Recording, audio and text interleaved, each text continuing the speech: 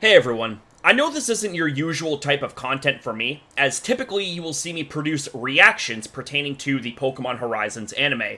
However, I've recently had a death in the family, and given it involved somebody I cared deeply about, I'm not at 100%. Now, I don't want to give you content that isn't going to be enjoyable, fun, and anything else you'd usually expect from me. And while I may not be at 100%, I will give you 150% of everything that I have like I always do. I hope you all enjoy this video, and this is only a temporary thing until I feel well enough to do videos such as reactions since they involve appearing on camera. I hope you all understand, and to be kind to yourself and others as life is way too short. Let's get to the video. So let's go ahead and review Pokémon Horizons episode 51. We are on the heels of Liko, Roy, and Dot passing their Terrestrial Course Basics test, and it was quite awesome to see how much progress and growth the trio got from that experience. This episode focuses on reporting wild Pokemon and going camping, which sounds like a good time in all honesty. After setting up, the trio then get to observing various Pokemon for their assignments. Unfortunately, Roy trips into a tree, disturbing a pineco that decided to explode because it got startled. We then get more scenes involving more wild Pokemon, such as a school of Arrokuda and a Kilowattrel flying above, which got Roy and Wattrell excited. We then see Liko trying to clean up Hatenna while babysitting Terrapagos, and just as it was Floragato's turn to be cleaned, Hatenna gets dirty again, which requires Liko's attention, and that seems to get Floragato a bit annoyed, since it felt like it wasn't getting attention. After getting to the campsite, Dot tells Liko about the Flower Pillar phenomenon, which has a lot of mystery to it. It's said that anyone who sees it will find happiness. Liko takes interest in it with Floragato in mind.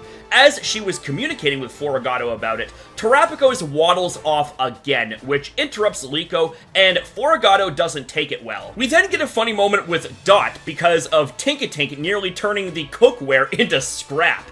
Dot freaks out about it, knowing that the dinner plans would all be up in smoke if Tinkatink breaks anything. We then see Liko wanting Floragato to help look for Terrapagos, and Floragato's not too enthused about it. Terrapagos is then seen looking at Magikarp, and while being amazed, a wild Lechonk appears out of nowhere and crashes into Terrapagos, sending Terrapagos flying, making the search for it prolonged.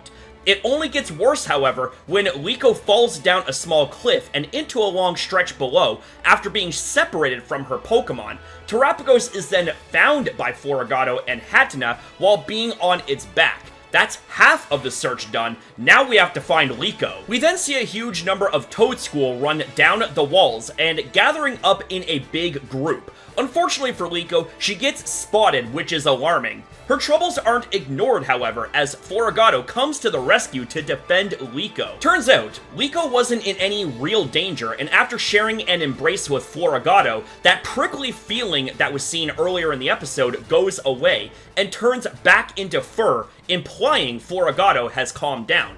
Turns out the reason for the Toadschool gathering is because they want to get rid of those vines that were covering their territory. So with the help of Floragato and an awesome magical leaf, the vines have been removed, and then it happens.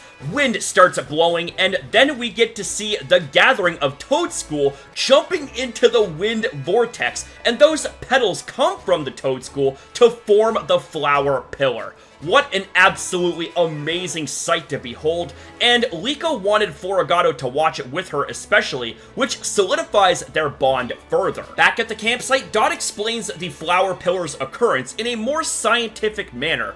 However, throughout the excitement, Liko forgot one very important thing. She forgot to take videos and pictures of this for her report, which would have been excellent. But the imagery of the event is clear in Liko's mind. Let's hope that the illustration of the event in her report is good enough for a pass. Alright, and that right there is where the episode comes to an end, ladies and gentlemen, and I have to say I enjoyed it. It didn't have the insanity in the form of battle action that I usually get really hyped about, but more of a different type of storytelling, which I very much appreciate. And I think a lot of us can relate to Floragato in a way, especially if, say, you were growing up and you were trying to get the attention of your parents or someone special, only for their attention to be distracted away from you due to circumstances coming up in the moment. I definitely felt that, and while the lack of attention wasn't malicious, I could understand why Floragato was rubbed the wrong way throughout the episode. But thankfully, that hurdle was overcome. I'll give this episode a 7 out of 10. The flower pillar scene was absolutely beautiful. The moment of Dot freaking out over Tinkatink's shenanigans was funny to watch, and the relatability of Floragato definitely was a nice touch on reality, as I'm sure we've all had those experiences at least once. So what are your guys' thoughts and opinions about episode 51 of Pokemon Horizons? How would you score this out of 10, and what stuck out to you guys the most? Whatever your thoughts and opinions happen to be, ladies and gentlemen, I love to hear you guys out in the comments down below. And that's it for the video, ladies and gentlemen, so I want to say thank you guys very much for watching. If you guys enjoyed, consider liking and subscribing, and especially comment your thoughts down below, as I love hearing from you guys. Always have, that will never ever change. So thanks again for watching, have yourself a fantastic day or night depending on your time zone, and I'll see you beautiful legends in the next video.